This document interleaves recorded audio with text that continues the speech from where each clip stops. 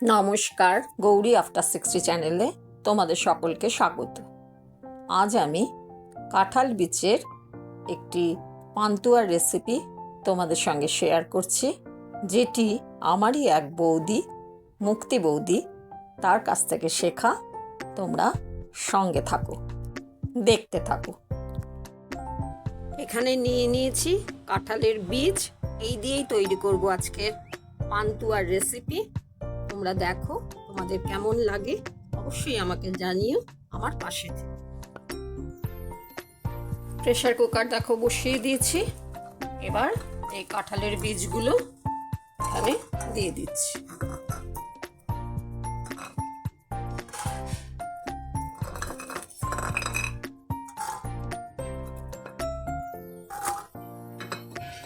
কাঁঠালের বীজগুলো দিয়ে দিলাম, আর দিয়ে দিলাম এই একটুখানি নুন।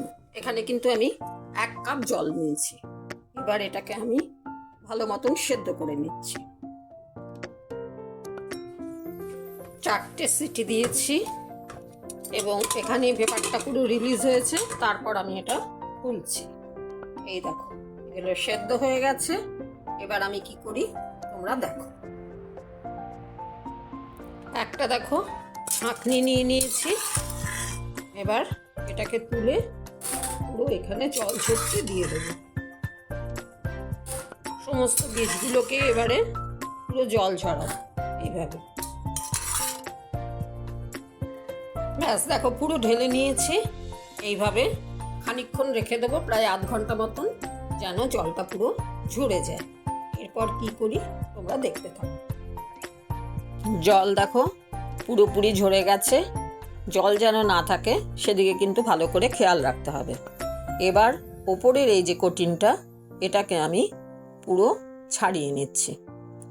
এটা সুন্দর সেদ্ধ হয়ে গেলে ছাড়াতে কোনো অসুবিধা হয় না।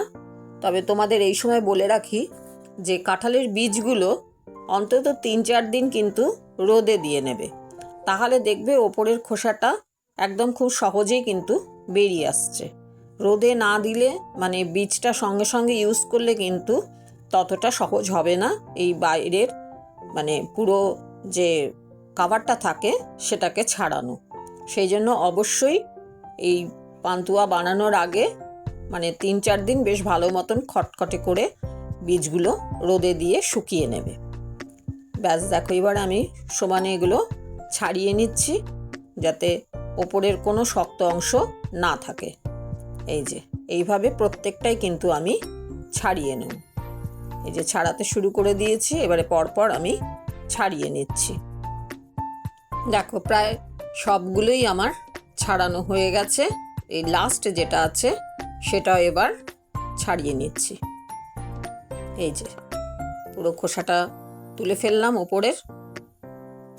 এইবার নিয়ে নিয়েছি, এর সঙ্গে দেখো নিতে হবে আমার কিছুটা ময়দা, যার জন্য বাটিতে নিয়ে নিয়েছি ময়দা।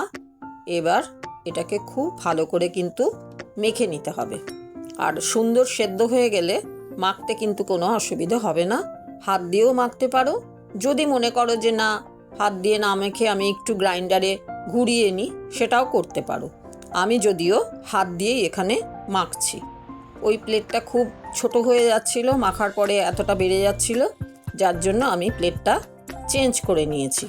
দেখো খুব ভালো করে মাখা হয়ে গেছে।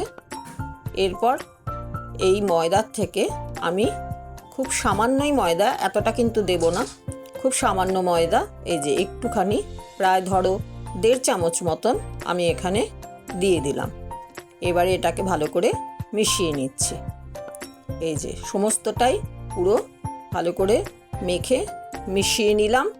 দেখো একদম ঠেসে ঠেসে মোলায়েম করে কিন্তু এটা মেখে নিতে হবে, যাতে কোনো রকম দানা ভাব না থাকে। এরপর এখান থেকে কিছুটা পোর্শন নিয়ে আমি এটাকে হাতে, যেরকম আমরা রুটির লেচি করি সেই রকমই একটু একটু করে ছোট্ট ছোট্ট করে আমি এক একটা করে বল তৈরি করছি। এই যে এইভাবে এখান থেকে কিছুটা করে নিয়ে একটা একটা করে বল তৈরি করে নিচ্ছি হাতের সাহায্যে, এইভাবে ঘুরিয়ে ঘুরিয়ে। ব্যাস এইভাবে একটা একটা করে বল, পুরোটাই এর থেকে যে কটা বল হয় সে কটা বল আমি এখন তৈরি করে নিচ্ছি।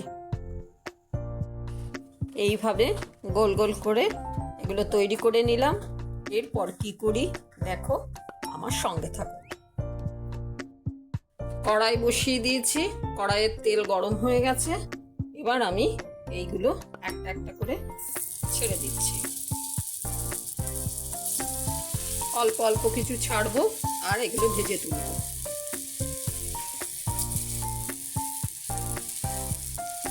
ব্যাস,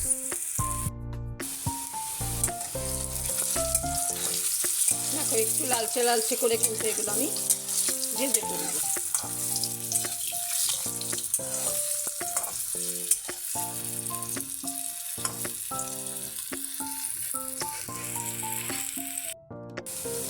দেখো লালচে করে ভাজা হয়ে গেছে।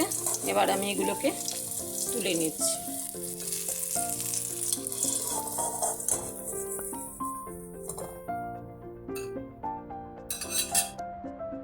আবার আমি আরেক সেট ভেজে নিচ্ছি। এইভাবে প্রত্যেকটাই আমি ভেজে তুলব। পাশাপাশি দেখো এখানে বসিয়ে দিয়েছি ডেকচিতে শিরার জন্য গরম জল। এই জলটা একটু ফুটলে তারপরে আমি চিনি দেবো। এখানে আমি শিরাটা তৈরি করছি, অর্থাৎ রসটা আমি এখানে তৈরি করছি। দেখো জল ফুটে গেছে।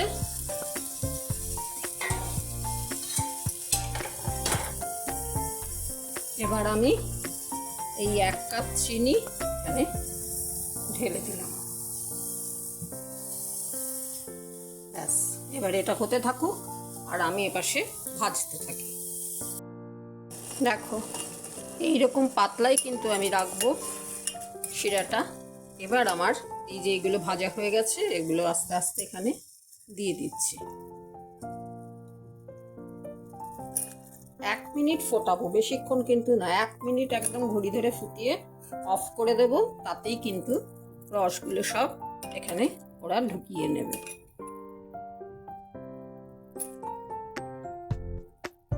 ব্যাস হয়ে গেল। এবারে ঠিক 1 মিনিট পর আমি এটা অফ করে দেব। দেখো 1 মিনিট হয়ে গেছে।